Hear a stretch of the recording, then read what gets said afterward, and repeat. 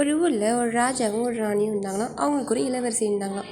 அவங்க அந்த இளவரசி என்ன சொல்லுவாங்க அப்படின்னா, இப்படி என்னென்னா அவங்களுக்கு மாப்பிள்ளை பார்த்துட்ருப்பாங்களாம். அப்போ அந்த இளவரசி சொல்லுவாங்களாம், இளவரசிக்கு அவங்க பேரை எழுதிட்டு என்ன பண்ணுவாங்கன்னா, இப்படி அடித்து பார்ப்பாங்களாம் சும்மா கையால்.